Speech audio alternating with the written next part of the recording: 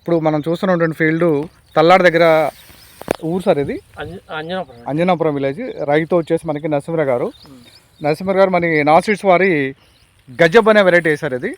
ఇది హైబ్రిడ్ రకం. ఇది వచ్చేసి లావులు. అయితే సార్ మొత్తం ఎన్ని ఎకరాలు పెట్టారు సార్ మనం? ఇది ఒక 6 ఎకరాలు. గజబ్ అనేది 6 ఎకరాలు పెట్టారు. ఈ పంట గురించి మనము రైతు మాటలు తెలుసుకుందాము. సార్ చెప్పండి సార్, మీ పేరు? నరసింహరావు గారు. ఊరు మంది అంజనాపురం, తల్లాడ మండలం విలేజ్. తల్లాడ మండలం అంజనాపురం విలేజ్. ఓకే. మీరు మొత్తం వరి పొలం సాగు ఎంత చేస్తున్నారు? 50 ఎకరాలు చేస్తున్నారు. 50 ఎకరాలు గజాబ్ అనే రకము హైబ్రిడ్ రకం వచ్చేసి 6 ఎకరాలు వేసారు. ఇది నాదు 2020 కూడా లావులు వేసారు కదా, అదెన్ని ఎకరాలు వేసారు? అది కూడా 5-6 ఎకరాలు. 5-6 ఎకరాలు వేసారు. ఇప్పుడు మనం ఉన్నటువంటి ఫీల్డ్ గజబ్ అనే రకం. వేరే రకాలు కూడా వేసారు. ఇప్పుడు వేరే రకాలతో పోల్చుకుంటే ఇప్పుడు మనం గజబ్ అనే రకం ఎలా ఉంది సార్? లావులు బాగుందండి. పెట్టుబడి కొద్దిగా 0 హాఫ్ పేమెంట్ తో అయిపోయింది. వేరే రకాలకి 2 కోటాల మంది వేస్తే సరిపోయింది. దీనికి కంకి కూడా బాగా చూడండి, బాగా జంప్ వచ్చింది. ఇది చూడండి,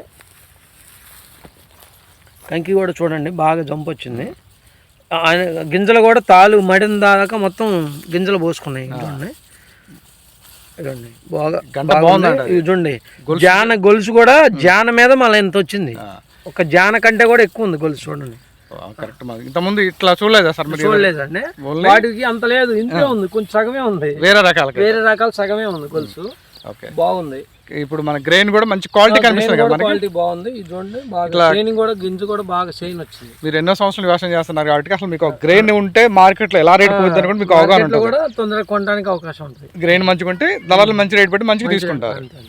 అయితే సార్ ఈ రకాన్ని రైతు సోదరులందరూ మంచిగా వేసుకోవచ్చు అంటారు? 100% వేసుకోవచ్చు. వేరే రకాలతో పోల్చుకుంటే బెటర్ అంటారండి? పెట్టుబడి కొద్ది తక్కువ పెట్టుకోవాలి. ఎక్కువ పెడితే మాత్రం హైట్ అయిపోద్ది. ఓకే. ఎక్కువ పెట్టుబడి పెట్టారనుకోండి ఎంత హైట్ అయితే పడిపోద్ది. ఓకే. తక్కువ పెట్టబట్టి నిలబడి ఉంది ఇది. ఓకే. చాలా బెస్ట్ వెరైటీ అంటారు. Best variety. Thank you sir. Thank you.